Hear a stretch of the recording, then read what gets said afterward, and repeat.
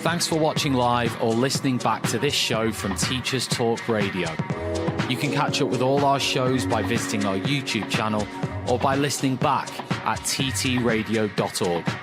Don't forget to like and subscribe to enjoy more live education conversation from TTR. We hope you enjoy this show.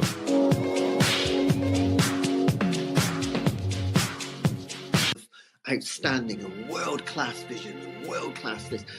I'm a real leadership geek, honestly. I've spent my whole career reading books and chatting to people. I just find the whole thing and the announcement, the way it's been announced, bizarre. If you could move away from a model where teachers are so intensely focused.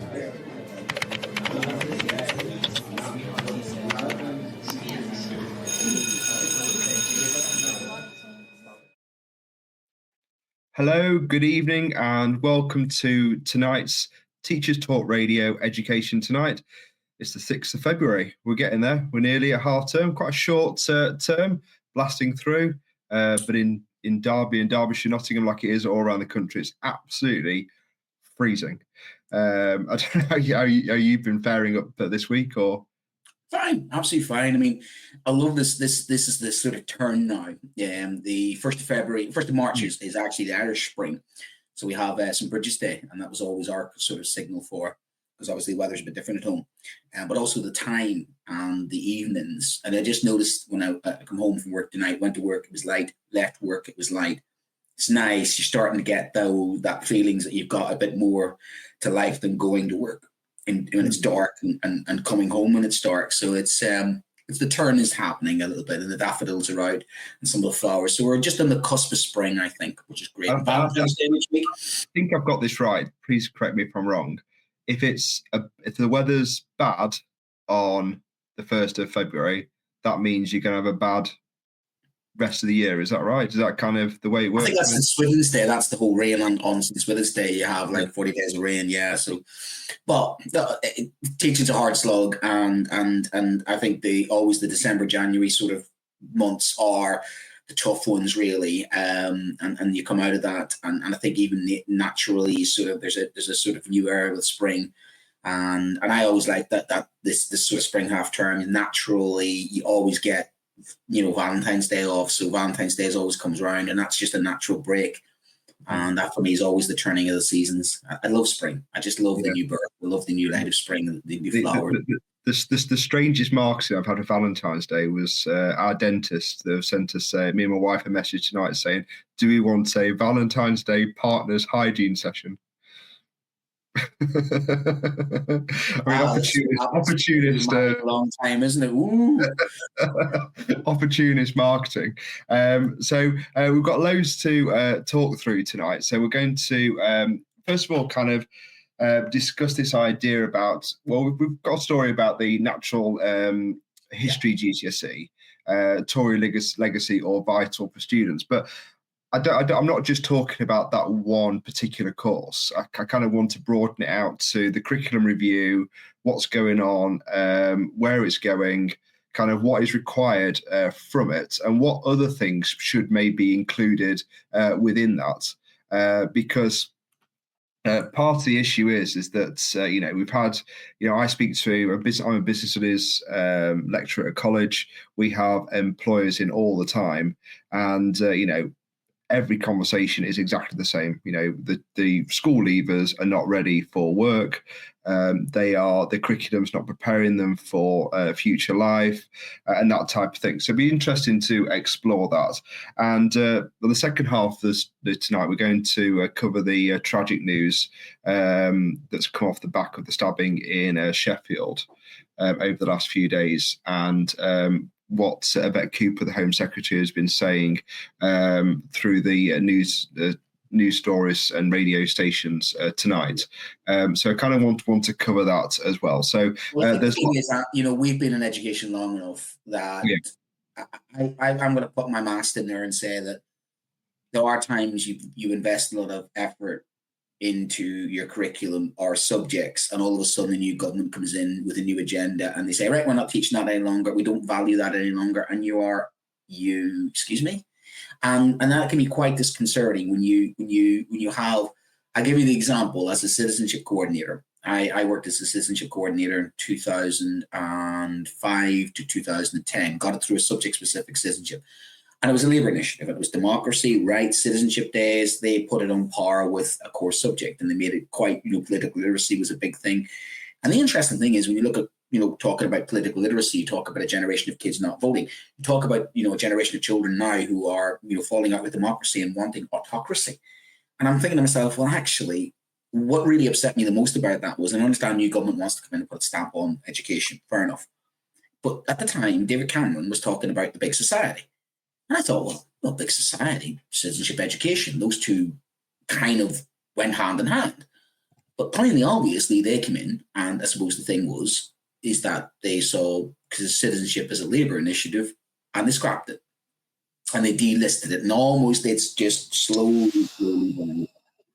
And that's what worries me about certain things in education, where you can't admit, or certain governments or certain people can't admit and say, that was done by a certain administration. Actually, that's really good.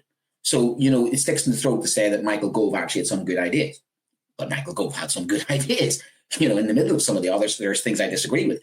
And that is the part of the problem with this, is that you can't throw the baby out with the bathwater when it comes to education. And we seem to have this kind of situation where, a new administration comes in and they just can't admit to some positives of the previous administration, that they just have to go and change it for the sake of changing it, to show that they've changed it, to show they've done a good job. They just can't turn around and have the courage to say, actually, you know what, that's a really good job you did on that. Thanks very much for that. We're going to take that idea, and we like that idea. And that is harming, I think, a lot of our policies within the country, of just basically is constant changing, constant chopping and changing.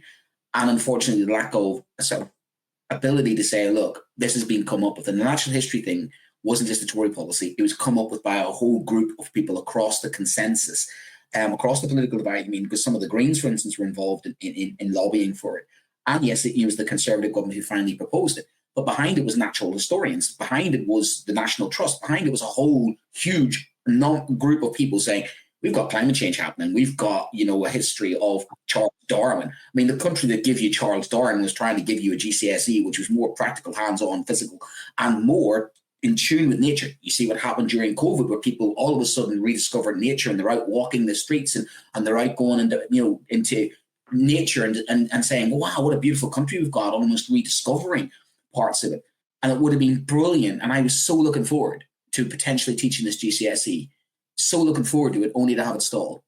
And many of us are asking the questions, why is that? Why has this stalled? Why can't they just turn around and say, this is a good idea, we're going to carry this forward, and we can see the logic in it, and they just push it back because it doesn't suit in certain narratives. So that's the story behind this one particularly, and why I feel passionately and strongly about it. I think they've made a mistake. But is this kind of a wider issue that we're all kind of a bit stranded at the minute? So obviously, the curriculum review was put forward, which seemed very, very positive almost straight away. And then it's kind of, it was an 8-week consultation, wasn't it, that ended back in November. And then it's kind of all hits, where's it all gone? What's happened? So this is the story in The Guardian, as you can see, that shows this. But I went through this with, we were doing a lesson today about kind of risk and stuff. And it kind of prompted me to think about, what does the future look like? So we're looking at we did a lesson about kind of strategic risk for business. But actually, if we're thinking about business, we need to be thinking about what skills are required out of the education sector as a whole when students leave. So if you have a look at these kind of longer term risks that we've got as a world, a GCSE like this, a GCSE around kind of understanding misinformation, a GCSE around kind of understanding natural resources, cyber warfare, extreme weather events. This is kind of what we want going forward. So I don't know. Obviously, we don't know what the outcomes of that review are, but this sort of strategic thinking or cathedral thinking, is that there with the people at the moment? Well, so part of this GCSE, and I think it's something we've lost in our curriculum. And I was reflecting on my primary school education. I grew up I went to a countryside school, and nature walks we just went on nature walks. We did lots of skills, tie-dyeing, montages. I remember getting stuck in a place called Hanratty's Bog, which was a bog. We basically got stuck in the mud. And up there was a standing stone from the Celts. So I had Celtic standing stone, a long stone, a bog which was full of water boatmen. And we were getting in there, wading in, getting our hands sort of and lifting out frog spawn. So I've held frog spawn. I touched the earth. And I was reflecting on why I ended up doing a lot of geography and becoming actually doing a geography degree. It is because in those early years, I was connected to nature. And funny, I took my kids back up there a couple of years ago, drove up there. And it was just like, wow, I was very blessed and very lucky to have that level of education with a connection to nature. Now, I know there's forest schools. I was listening to radio the other day and somebody rang in and says they have a forest school and it's a forest school nursery and the kids are all outdoors. It was one of the breakfast shows.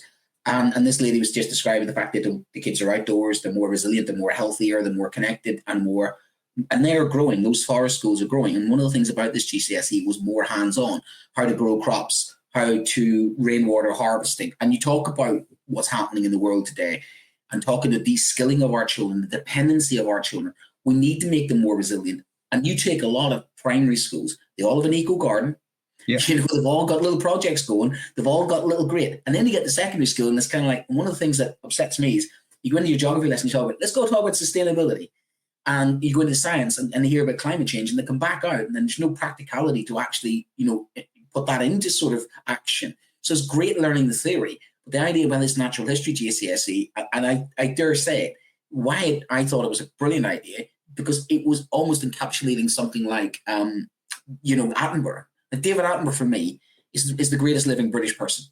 As an Irishman, I can say to you, that is the person I'd love to meet the most. I shake his hand and say, thank you. Chris Packham is another one. I grew up watching the Really Wild Show with Michaela Strachan, Chris Packham. All of those guys were so enthusiastic about nature in a country which is one of the most nature-depleted countries in Western Europe, let's be honest with you. And yet, about this country, there's a connection to the countryside.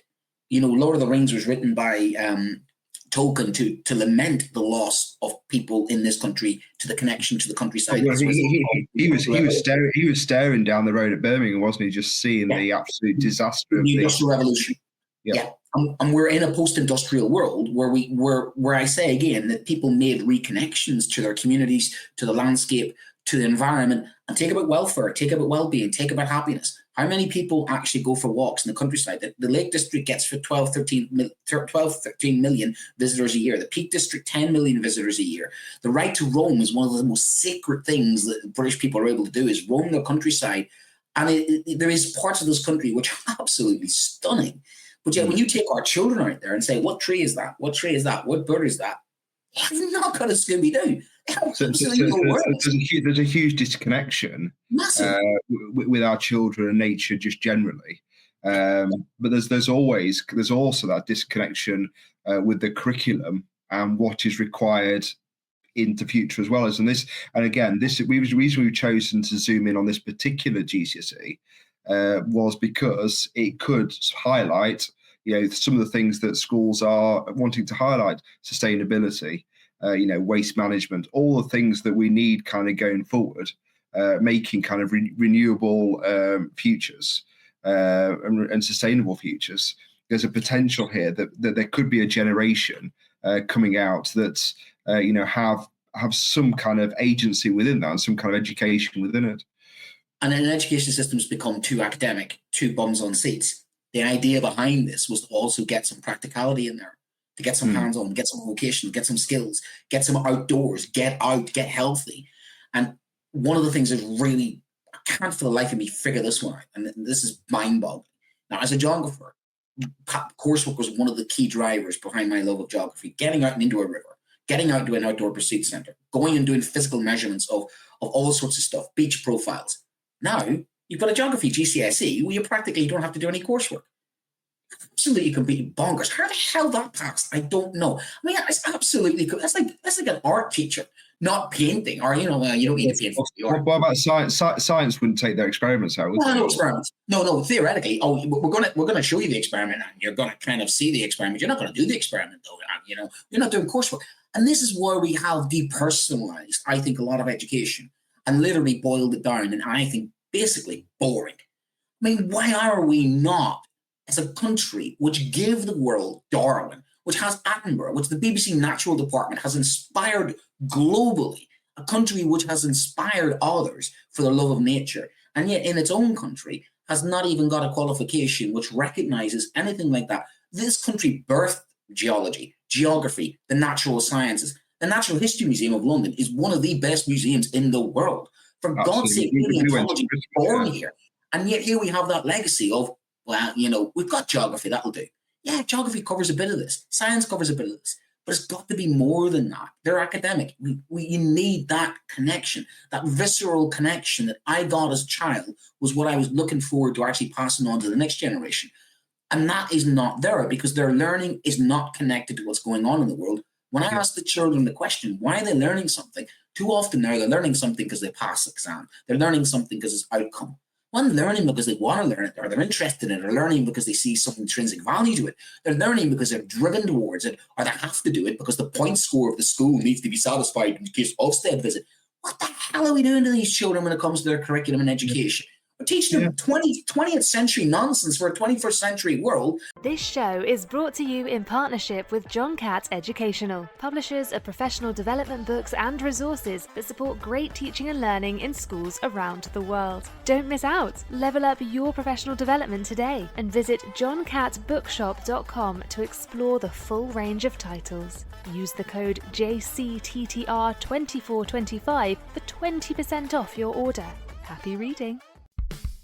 Meet USA Study, your one-stop platform for guiding students through their college application journey. Access up-to-date resources on universities, programs, scholarships, and application requirements, all in one place.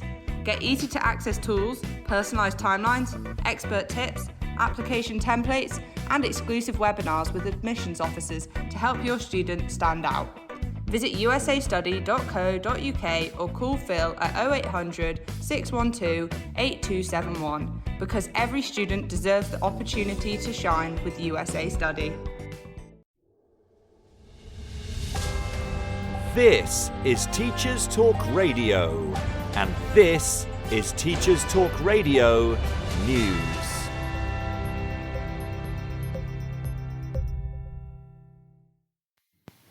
A Schools Week exclusive reveals that a multi-million-pound legal fight has been launched by one of the biggest school management information system providers against a leading rival. 2 years ago, United Learning Trust lost a High Court battle with tech company Bromcom, after a judge ruled Bromcom should have won a £2 million MIS contract with the academy chain. Bromcom has told rival Arbor Education, which secured the deal, to pay £4 million, accusing it of making material misrepresentations over its finances that prevented it from being automatically disqualified during the procurement process. Arbor denied the allegations, saying schools should not have to fear being sued by their software supplier. Ministers handed United Learning £1 million to challenge Bromcom in what Schools Week calls a bid to protect the wider academy sector. In court documents, Bromcom claimed Arbor would have either ceased to trade or not been able to secure 26 subsequent contracts across 543 schools if it did not win the UL contract. Bromcom says it would have secured all or some of these deals, the basis of the claim, and that Arbor's actions unfairly disadvantaged Bromcom and undermined the principles of fair competition. The case comes around what Schools Week calls seismic change to the MIS world. The market share for Sims, long a sector dominator, has shrunk, falling 44% last year. Arbor's share stood at 30% and Bromcom's at 11%. It's not the first legal battle raised by Bromcom, as 11 years ago they took action against two councils, and in September, Lift Schools settled its legal battle with them. That dispute centred on the chain's decision to award a £2 million contract to Arbor. The Guardian features research which identifies poverty and SEND as the key influences on individual children's school exclusions and attainment, rather than race. The findings by a multi-ethnic team of academics from Durham and Birmingham universities challenge some views that children in some ethnic groups are disproportionately affected by exclusions and suspensions. However, the article also features responses from race and equality campaigners who argue that the research downplays the complex intersection of ethnicity and class that deprives many children of fair access to educational opportunities. The research found that once adjusted by free school meal eligibility or SEND status, there were no significant differences between ethnic groups in rates of exclusion or academic attainment at primary or secondary schools in England. The research used official records from the Department for Education for 2019 and was published in the journal Education Sciences. Full details of the Guardian article, as well as reported comment from campaigners, union representatives and the researchers themselves, can be found online. BBC Wales focuses on a story affecting many higher education institutes, with its coverage of plans to cut 400 full-time jobs at Cardiff University. The cost-cutting proposals could also involve course closures and department merges, with nursing, music and modern languages among subjects facing cuts. The Cardiff University and College Union called the measures cruel and unnecessary and said it would fight compulsory redundancies. The University Vice-Chancellor has defended the decision to cut jobs, saying the drastic action was needed to avoid the university becoming untenable. She said the job role cuts were only a proposal, but insisted that the university needed to make different decisions due to declining international student numbers and increasing costs. A Welsh Government spokesperson said they were very disappointed nursing courses were part of the proposals, but that universities across the UK are facing a challenging financial period. The plans will remain in consultation for 3 months, with final plans for approval expected to be considered in June. Full details can be found on BBC Wales News Online. Finally, the BBC's education reporters cover a report from the Children's Commissioner for England, which says young people who took part in last summer's riot did it in the thrill of the moment. Dame Rachel D'Souza told BBC Radio 5 Live that judges should have the power to wipe criminal records clean where youths had done their time for some very silly things. She said interviews with children charged over the riots painted a more complex picture of why they became involved. Dame Rachel also told BBC Breakfast that children turned up to riots having been egged on by adults who were extremists. Many of the children she said she'd spoken to had ADHD and felt they had acted impulsively and then regretted what they had done. The report said at least 140 children had been arrested and 84 charged, with some as young as 12 being sentenced. Dame Rachel states that her report does not excuse criminality, but that her duty is to listen to children. Full details of Dame Rachel's comments can be found on BBC News websites, and the report can be found on the childrenscommissioner.gov.uk website. This has been Teachers Talk Radio News with Joe Fox. But also, Brent, this isn't kind of a left-wing thing that some people from the far left want to come and infiltrate education, treat them how to kind of swamp around pools. Yeah, the CBI as well is kind of saying some of these things as well. So this is the business group, often kind of fairly associated with the Conservative Party and the right of politics. Are also calling for this. They're really crying out on their website. They're still looking for transferable skills, an increase in transferable skills, to increase kind of vocational subjects, and they want to increase kind of digital skills and AI assessments in that. But if you have a look at their vocational stuff, they're talking about growing demand for skilled workers in technical and creative fields, embedding vocational subjects to provide practical skills and be job ready, helping students explore different career paths. And they're also talking about that importance of STEM that could wrap around all of this stuff that you just talked about. And that's not even touching on mental health and well-being and all the stuff that we know is pushing the NHS into all sorts of crisis after crisis after crisis. The outdoors is a massive win for physical fitness, connection to community, connection to location. It's a huge win in many aspects. It increases, I think, it's proven. Sunlight, our kids, get them out outside. Kids that do Duke of Edinburgh and all of those schemes of schools who have the cultural capital to do that. This type of GCSE could have got to those schools which just don't have those type of programs or don't have that kind of cultural capital. This could have provided an opportunity to enrich certainly some nature. Are you saying this should be almost like peers? This is a mandatory. This should be a mandatory element that all students kind of take part in. And if you need to accredit it with something like Duke of Edinburgh, you could connect to Duke of Edinburgh. But for me, it's life skills. It's the world we live in. The connection to the outside world. Too much of our children's world now is a false narrative, false world that doesn't exist. They're living in bubbles. They're living in bedrooms. It's not healthy. And come to our next story about the crime and the poverty. And look, I grew up in poverty. I grew up in the troubles. I grew up in a really, really, 44% unemployment at some stages. But I tell you what I had around me. I had nature around me. I had the loch around me. I went swimming. I had a very idyllic outdoor education, which overrid. And in some ways, I had a very happy childhood because I went to a school where I enjoyed. I looked out the window and looked out and saw a glacier. Look, my primary school teacher was teaching me glaciation by saying, they're drumlin. See those hills over there? What's a drumlin? I was teaching that to kids when I'm 15, 16. But I was surrounded by nature. I was connected to nature. I felt a connection to that landscape. To go back there now, I look upon it, I've got a photograph of it, and it just brings back warm memories.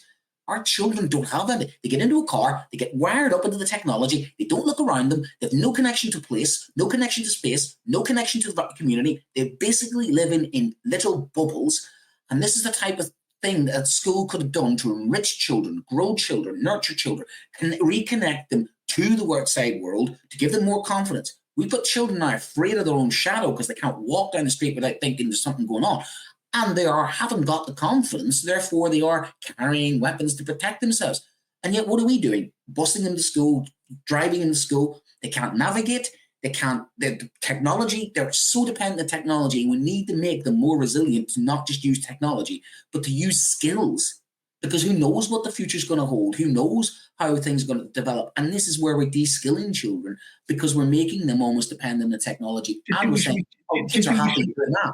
Yeah, do you think we should have been stronger as a body back in kind of 2010 with those education reforms and done more to really reject them and really make a stand at that point? Because all this kind of comes from the classroom that we have now has been birthed in 2010. It wasn't like that before. Like we've talked before, I started in 2004, 2005. I think you were kind of a similar time, if not just after. Yeah, those first 5 years of we were kind of out and about all the time. We were doing all sorts of trips all the time. We had alternative provision going on all the time. More time. There was kids going out to the farms locally because we lived in a rural community. Yeah. And then all of a sudden, it's almost like a bridge went up. Things got narrower. Things got more academic. The vocational end of things was tightened up.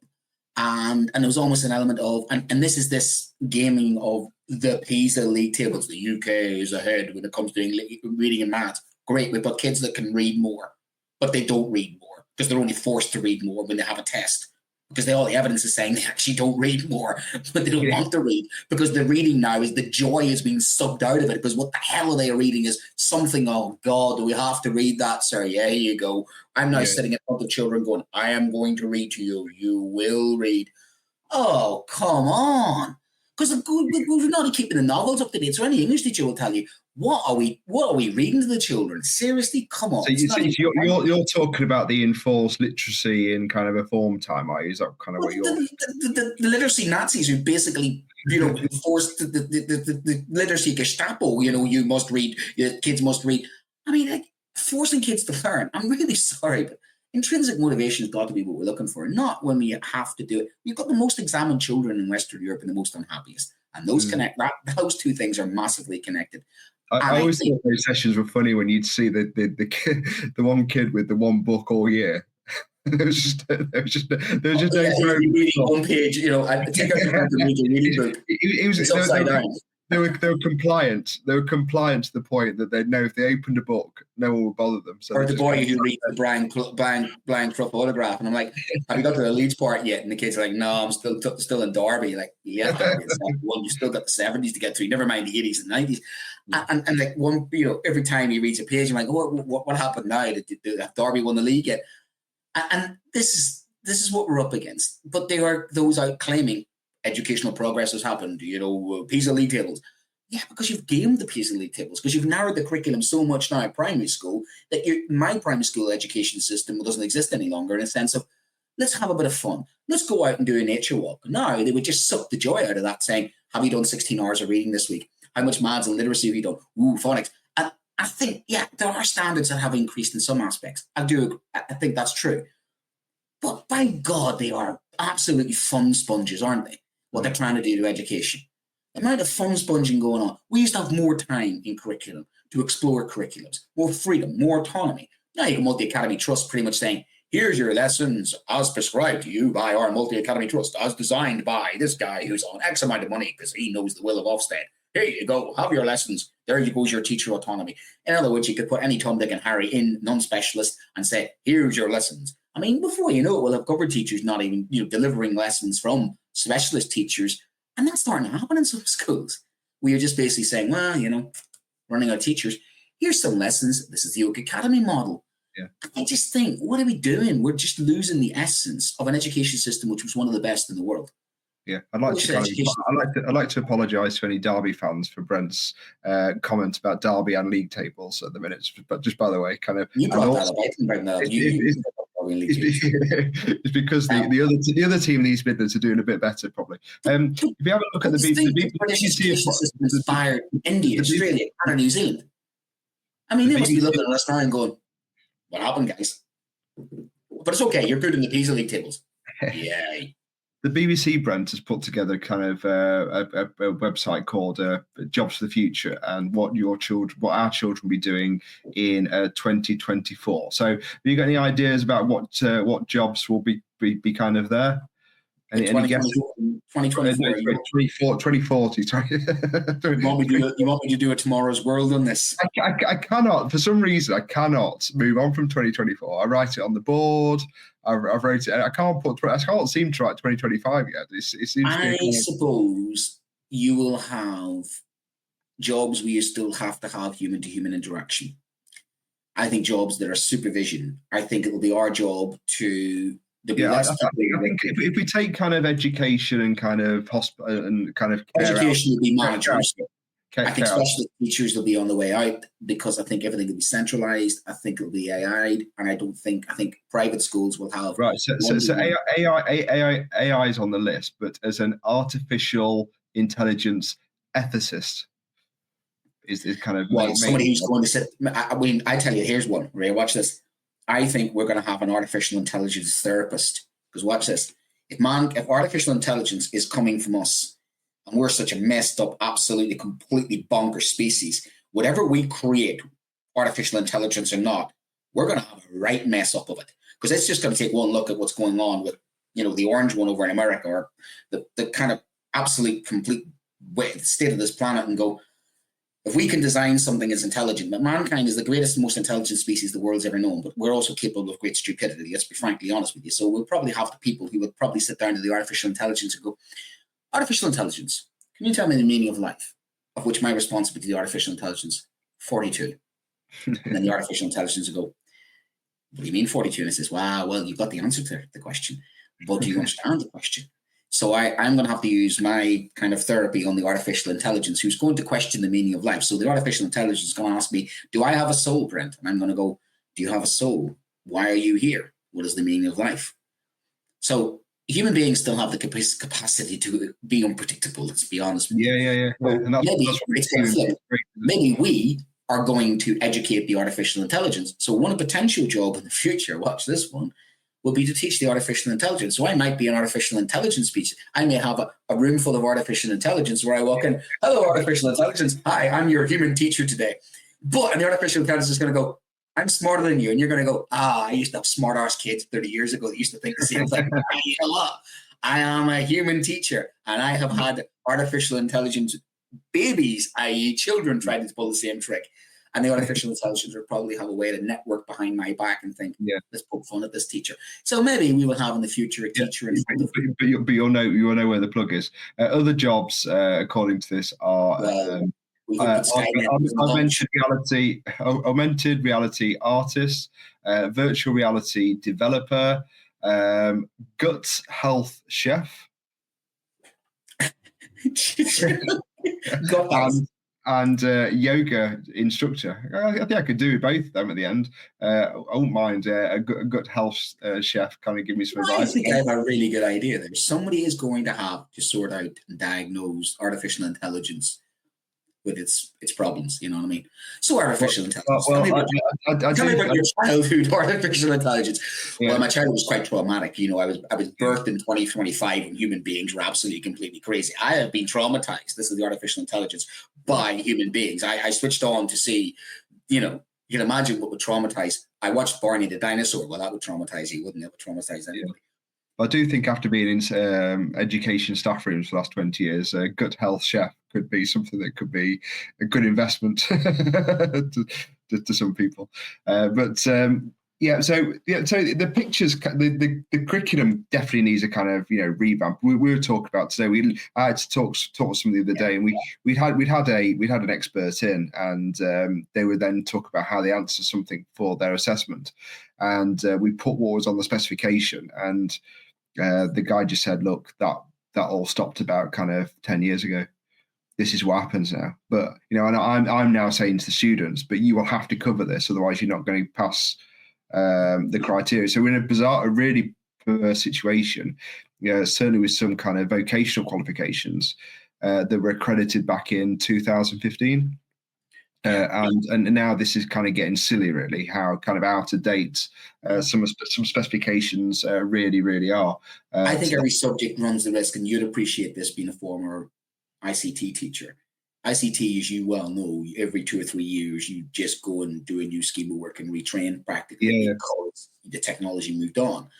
And I think we're almost in that situation now with a lot of school subjects that we need a refresher every couple of years. But what we're proving here we have this natural history GCSE, which has, as you say, the amount of endorsements it has. There's no reason for it not to do it, and yet they haven't done it. They think they're pushing that back to 2030. It was proposed in 2020, consultation in 2022. It's ready to go. OCR had all the stuff ready to go to it. It was ready to start teaching, and they just went, You think, here we are already behind on that curve. And yet what you're even talking about with the likes of artificial intelligence, the same when it comes to our careers advice. Children are saying to me, what should I study at A level? At GCSE, and my kids going, well, I want to do criminology. And I'm like, you might want to think that criminology may not be a possible job in the future. And the kids are like, well, what do you mean? He goes, artificial intelligence is going to completely redesign that field of study. So anything you study in criminology, with all due respect to criminology, may completely be changed in a matter of a few years. In the same way that if I studied ICT in 1990s, DOS run, put in, you remember the, run command, run / DOS. You'd imagine saying, well, I was an ICT teacher in 1995. Well, seriously, mate, that went out of date in 1997. And that's where we're at. We're literally like those ICT teachers of old who literally had to go and new machines come in, new technology come in, new stuff come in, refresh, and that pace of refresh needs to happen. Whereas I mean, who knows where we'll end up? Could we be in a position where we are teaching kind of skills like how to analyze, how to apply, how to evaluate, and actually the kind of the knowledge is just fed from machines? Yeah, is it just kind of, I can just look that up. So I'm going to find out that 2 + 2 = 4. Okay, so let's just forget that bit. That base knowledge is kind of stored now. It's off-sourced, it's outsourced to a computer. Where our currency comes in is teaching students kind of what to do with it and how to critically think within that. So we're not with all that kind of base knowledge stuff can almost go out of curriculum, and we're just focusing then on you to analyze something, you need to do X, Y, and Z. To evaluate something, you need to do this, and we kind of nurture those skills. Is knowledge based. We're getting children to go in, fill their heads full of 12, 11 subjects at GCSE, for instance, 3 or 4 exam papers, multiple question stems, which are ridiculous sometimes because the examiner is trying to catch the child out with stupid ways of wording the question, just to catch the child out with stupid ways of wording the question, which is kind of discriminatory against some children who struggle to access. But hey, it's the game we're playing. It's the exam game. So these kids walk in with 12 or 13, exams, with 3 or 4 exams per subject, and how many different topics in that, completely overloaded, come in, and the ones that can regurgitate, play the game, tick the boxes, get the highest grades. And yet they write it down. Then and then they're asked to, that's the level of their intelligence. It's not level of their intelligence. It's not level of their skills. That's just level of their ability to tick a box and game a system. And that's the problem we've got with our children, is that we are a knowledge-based curriculum, and everything now is all about factual recall, retrieval questions. That's great. That's good learning. Rote learning sometimes is good learning. The problem you've got is, as you said, I had students say to me today when I was teaching about Nazi propaganda, and the parallels, very striking to now. If I replace radio with social media, and very clever children sort of said to me, how did they fall for it? Did they not see it? And I says, well, the subtle thing about propaganda is it has to have an element of truth in it. It has to be believable, and it has to be recycled by a lot of people.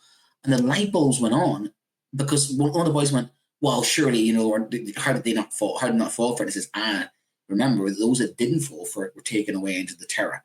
And those that did fall for it, well, they all went along with it. And one very clever student who says, it's a bit like now then, sir. And I says, with social media. And I says, absolutely, it is like now. But here's me trying to show you how to think critically. Now, I do that through history as a side product. It's not an essential thing within my curriculum. I didn't have to do that because I'm just required to teach how the Nazis did propaganda. And what I ended up sort of teaching them was, it's a bit like Santa Claus when you did the whole Santa Claus thing. If any children are listening, I'm really sorry about this, but I'm about to ruin Christmas. You take the Santa Claus thing. How did that work? When you were young enough, you didn't know enough. You hadn't enough experience. You didn't have enough skills, enough logic. You didn't know enough about the world. So you trusted your parents to tell the truth. And secondly, everybody in the world told you the same lie. And then thirdly, everywhere you went, you got a reminder of it. Well, that's just like Nazi propaganda. People you trusted told you the lie. Everybody was involved in it. And of course, everywhere you went, you got a reminder of it. And the penny dropped with this child. And he goes, oh, that's a bit like with Andrew Tate and this Sigma and Alpha. And he goes, yeah, but you're the one who keeps quoting that to me. And then the absolute penny literally dropped. And we went, oh, yeah, because was he lying? And I went, what do you think? Oh, and that's what I was able to do as a skilled teacher. But it's not within my curriculum to do that. I took the time to do that. And probably, I've got such a long curriculum. I took 10 minutes to do that. But I'm under just time pressure that I felt that was important to do that. And some younger teachers will just think it's a kind of roadmap from one end of the curriculum to the other because some multi-academy trust teachers will have a lesson plan in front of them. They'll stick to that lesson plan, and because somebody comes in and observes them and says, excuse me, why are you on task? Why are you doing that? What's my justification behind doing it? My justification behind doing that is to try and help them understand that German people weren't all of a sudden stupid because they believed Nazi propaganda. There was a context to that, and there was a parallel to now.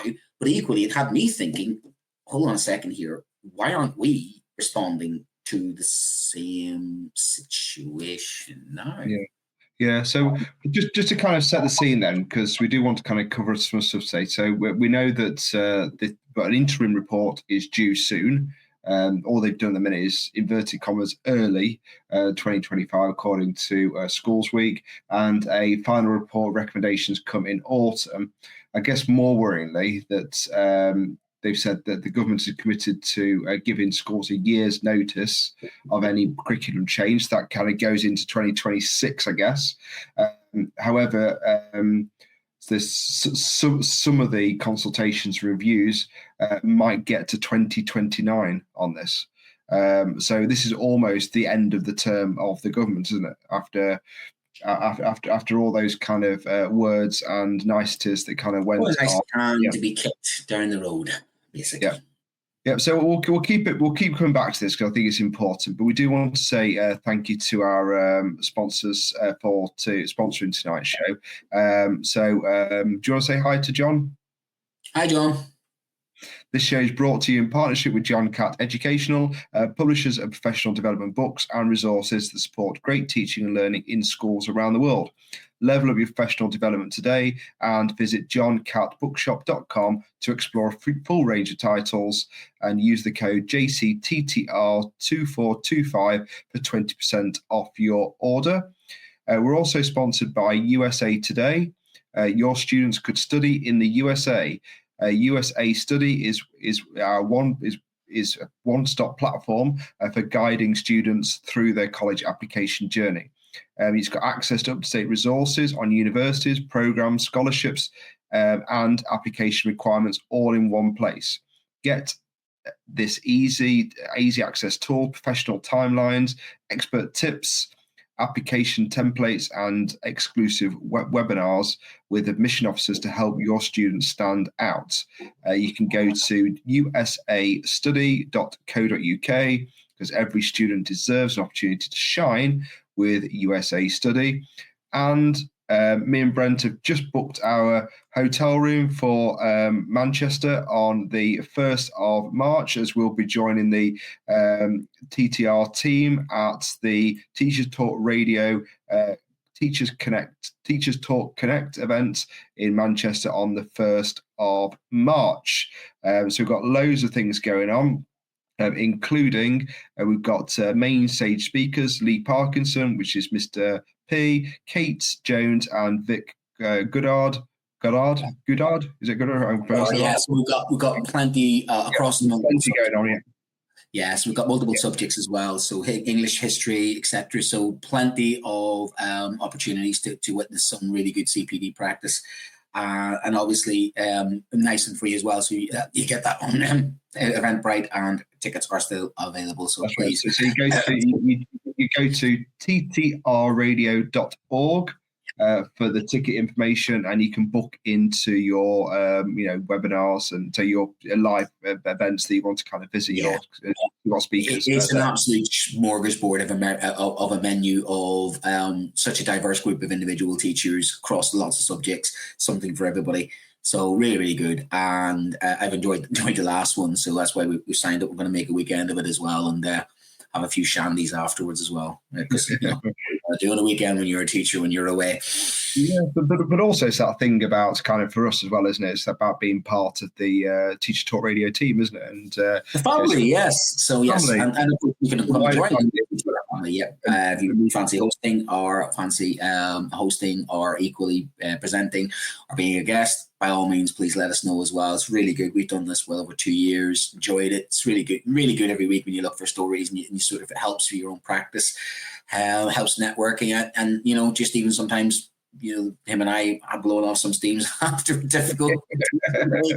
It's good therapy. It is. It's good therapy. Not just it can be good therapy, which is really good. It can be good therapy. Yeah. Really good as well. So so a great team here at Teacher Talk Radio. If you kind of do want to get involved, but please have a look at them. So our second story tonight is kind of fairly kind of breaking news and kind of a trigger to anybody that has lost a loved one because of either knife crime or lost a young person in their lives. But we do want to cover the story. It's a kind of evolving story about the student that got killed in Sheffield. The 15-year-old that got a 15-year-old boy who died after being stabbed at a school in Sheffield, and we now know that's Harvey Wilgoose, and so he was so the police were called to St All Saints Catholic High School on Granville Road in Sheffield at just I guess at lunchtime, 12:17 on Monday, and the South Yorkshire Police reported straight away the boy suffered serious injury, and despite the best efforts, the ambulance service, he sadly died a short time afterwards. So I think this has rocked the whole education industry and anyone that works in education. But obviously, our deepest sympathies and our thoughts are with the family of as a person who teaches in the Catholic education. As a person teaching, as a person teaching sector, as a practicing Catholic myself, and I don't say this when other people say this, but I do genuinely mean this, thoughts and prayers, and because that is something I do believe in. And you as a parent, there's three sides to me on this. Number one, as a teacher, you think, my God, what the staff at that school are going to have to deal with, and and I hope they're okay. Two, the community, obviously, and then three, of the parents. As a parent ourselves, you can imagine getting that call. You send your child to school. The last thing he said to his mother before he left was "I love you" to his mum, and that's come true in the reports that he was a good lad, just a normal everyday pupil, goes to school, and this happens, and that, as a parent, is your worst nightmare. As a teacher, head teacher, God bless them, and as a community, and it does take something to change, I think, policy, and hopefully this will be that something that's going to change policy. And it's all very well the government saying let's stop knives and stuff coming into school, but this is just about education. This is about something societal that is a little bit broken at the moment.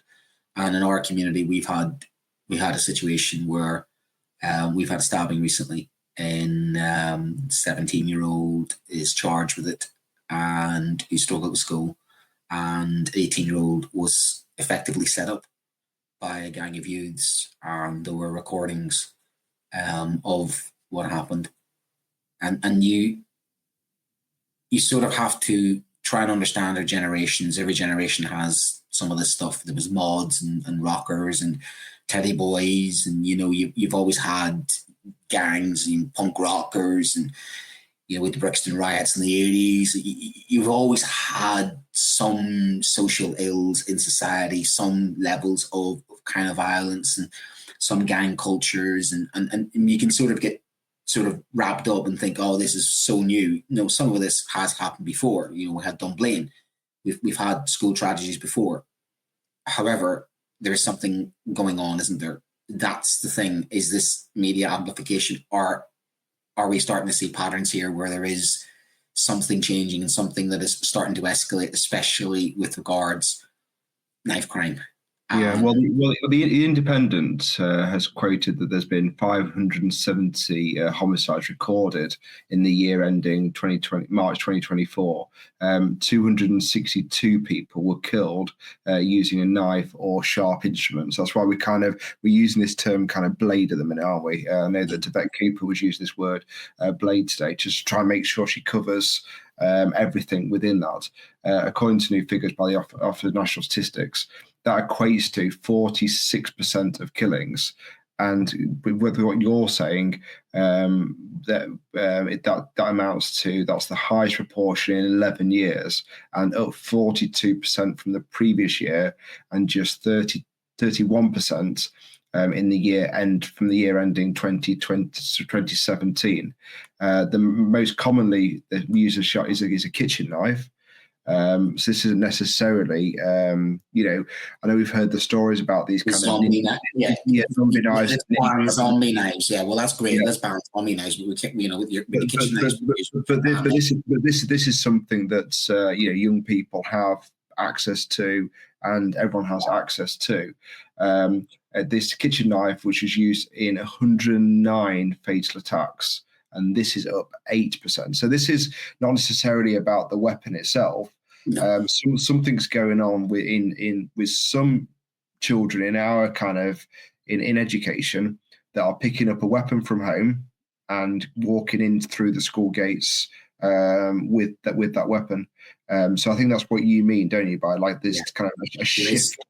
There is, because you've always had, young people have always had, rebellious natures. There's always been, in the 1990s, we've had incidents in schools.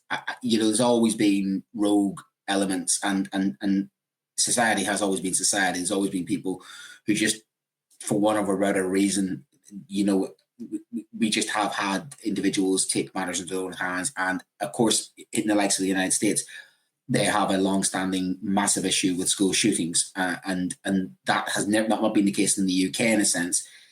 But we're starting to feel and starting to see now a pattern developing, and that worries me. That worries me as a parent, worries me as a teacher. And I put on the teacher hat as well, because I've seen an increase in community-based sort of violence and targeting of teachers. I know of 3 situations and 3 incidents where I've had colleagues who have been targeted in the community, and the police response was It's just unfortunate you teach and you work in the community you live in. Now that's different, because you used to teach and work in the community you live in and be a part of the community and be a pillar of the community and be a respected member of the community, not somebody specifically targeted because you're a teacher who works in the community. That's different. So there is something going on with that as well, where we as teachers are starting to get the similar treatment to police officers and PCSOs. There's definitely more of that, I feel, and more of this online vendetta wars, videoing and winding it up, people escalating situations through social media and setting people up on social media and egging people on social media, which has increased the likes of, unfortunately, things like suicides as well, isn't it? Because we've had that scenarios where people are just being harmed by their proximity to toxic elements on social media. And yes, some of the knives have been obtained online as well. So some of the people who are glorifying this, and we saw that with the Rudy Cabana situation, where he was literally obsessed with this in isolation. I know he is a very different case, but we're starting to see more of that as well, where people are getting access to more dangerous, not just knives, more dangerous items. One that's quite interesting is I think the Home Office was looking out for 3D printers. And the amount of 3D printed guns being brought into places like university. Yeah. So there are people now who are out there kind of, I mean, it's like the 90s equivalent of somebody, trying to download the anarchist cookbook and pretend they're some sort of freedom fighter. Great, yeah, go on, give them away now a pint. But this is getting serious now, because people now manufacture weapons which are completely untraceable. And again, like we were saying earlier on with the curriculum, there does seem to be an evolution here. There does seem to be a catch-up here. I still think there's a bit of a difference here. Like when I was younger, like I knew lads that had knives. Okay, we kind of, we're living in Derbyshire. It was just a kind of a fascination. But I think there was never a conversation that equated them having a knife and just having it on them, and kind of we'd go out into the woods sometimes, and I remember being with people who had knives on them, but it was never a thought that then that would turn into a situation where that might be used as a weapon to kill someone. There seems to be kind of a psychological disconnect. We could partition the two things. You're kind of saying that you're kind of Boy Scouts going out there and mess around with a branch or cut a tree or something like that. Yeah, so people had I remember kind of, I think we all had like pen knives and stuff like that. And I think a lot of kids had them in school, and it was never. There was this. What worries me is this leap into these things, and then into actual kind of inflicting pain and fatally injuring or killing people. And recording, uploading. The glorification of it. It's the violent intent that I'm talking about there. It's the premeditation and almost the glorification of it's a form of extremism. Let's be honest with you, because that's what it's starting to become. It's starting to become a form of extremism, and for me, it's starting to become a cycle. Because what happens is it's a bit like this. What I said in America about the shootings: people carry a weapon in America to protect themselves, therefore they're more likely to use the weapon, and they're in a spiral there, which is out of control. We're getting to that stage now where young people are hearing about these events, and they are then more encouraged to carry a knife, or the perception that they are in danger. And we're in a vicious cycle that the more we talk and publicize, which ironically we're doing now, the more it might fuel their insecurity and push them towards arming. And that is a kind of dangerous cycle which happens as well. Just to validate what you said about kind of people feeling unsafe and then having those, one of the big interesting bits of data that came out today was from West Midlands Police, and they noted there's been a 54% hike in the number of women being caught with blades, and they're equating that to them not feeling safe on the street. So it's three forces: it's West Mercia, Staffordshire, and Norfolk have also seen cases double, and in Cheshire witnessed a fourfold increase in that. Alarmingly, under 18s compromised over a fifth of all cases, over the same timeline, with the youngest being 5 years old. So this is this is an investigation done by LBC, and that's come off the back of all this noise. This news. I mean, I had a Rambo set. I had a Rambo bow and arrow, and I Rambo one of those Rambo knives back in the day. And I thought it was Rambo when I was 5. Yeah, with plastic and a little bow and arrow. But this is something. That's just something else, isn't it? Yeah, so the question that's come to Vet Cooper today, so we've only got like a few minutes to really cover this now, but because a lot of kind of set the scene. Should schools be equipped with knife archers, essentially, or should there be more stops and searches in schools? No. Should schools take a more active role within this to help sort this out? I'm not a big fan of stop and search. Just triggers a lot in me, a lot of trauma. I don't like it. I mean, there's two things. Heavy-handed approach to kind of this is not going to stop. I'll just pause you a minute. I understand kind of there needs to be like a long-term kind of societal approach to this, but in the short term, should schools be doing something to really get all knives out of schools and making sure that there are no knives in a classroom, in a corridor? What are we going to do when they go to the kitchen and have their dinner? Give them plastic knives? Yeah, fine. No steak for you guys because you're not getting a knife, But also there will be staff feeling anxious about this tonight, won't there? Oh, absolutely. There'll be people who have genuine anxieties because of maybe past traumas, or they are genuinely worried. This does not. It's like my reaction to terrorism. There's a part of me that says you cannot change how you live and give in to fear, because I just don't like that thought of people being terrorized in this way or having to change for a very small minority of individuals that we probably need to deal with or we need to educate, and a small minority of their parents we need to pull to one side and say, wise up. If you're I understand that. No, I think we need to deal with them. And because the majority of people in schools, if you're a head teacher, sorry, Brent, if you're a head teacher in a school now, and let's say, I really pray this doesn't happen. Let's say over the next couple of weeks, another incident happens, and a parent's going to be asking kind of, well, why didn't you do more? Why didn't you do more? What, control human behavior? This is the thing. We're back to that again. The natural reaction will be, if as a parent, what things are you putting in place? X Academy. I'm going to give you an example. Airport security. Mm-hmm. Do you actually think if somebody really wanted to do some damage, they'd go through the front door? With all due respect, I kind of grew up with people who go through the back door and work things out the way they want to work things out. Somebody's intent on doing damage, you could search a knife going into school, but what's to say they don't stash it somewhere else? I think that the psychology of it is where we tackle this. The fear element is where we tackle this.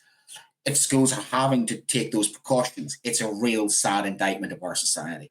And you're right, maybe schools have to react the same way we had to after Richard Reid, the shoe bomber. That's why we take our shoes off when we go through the airport. Honestly speaking, if somebody's intent on doing something, it's very hard to stop people who are intent on doing something. So you try and tackle the intent is what I'm saying to you. You try and tackle the intent and the desire to do it rather than the action of what they could do, because anybody can use this sort of weapon. It doesn't have to be knives. As anything, a lot of things can be used as a weapon. And that's where we tackle this. And that's what part of our job in education, I think, has to be consequences. And I've seen and had Jimmy Mizzen Trust, and we've done some work on that. But there has to be, the government has to help us out with that when it comes to some of the sentencing and it comes to some of the teams, the youth work. They need to put back in place some of the social stuff that was pulled.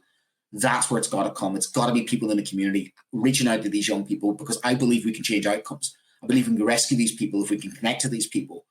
But the government response of let's remove the knives from them. Okay, they're going to remove the knives and find something else, because the intent would still be there. It's the intent. You've got to get the intent. The desire to do that damage is where the locus of control is. Stopping it getting into schools, you could try that. But for me, that is going to start to create a culture of fear. And I don't want our young people to be afraid, because that for me is a greater problem, because you're going to create a society looking over its shoulder going, is he carrying that? He's carrying that. We can't live like that. I lived like that. I can't for the life of me think that's the kind of society we want to live in, where you are thinking, I can't go out here. And that we've got to be careful of not feeding into that fear culture. Yeah. Because I think that's going to backfire. I think that will escalate. I really do. And that's my own insight. Sorry to cut you off, but we're going to have to call it for tonight. But I know it's a very kind of passionate topic. We'd like to say thank you again to John Katz, and go to johncatbookshop.com and use the code JCTTR2425 for 20% off your books. We'd also like to thank USA Study, and you can visit usastudy.co.uk to access all their free resources to help your students who want to study in the USA. And a reminder of our Teachers Talk Connect event on the 1st of March. If you want to get tickets, it's ttradio.org. Again, Brent, thank you very much tonight. I'm sure if everyone could just join us in a moment's thought for the young lad tonight, I'd really appreciate it. Thank you and good night.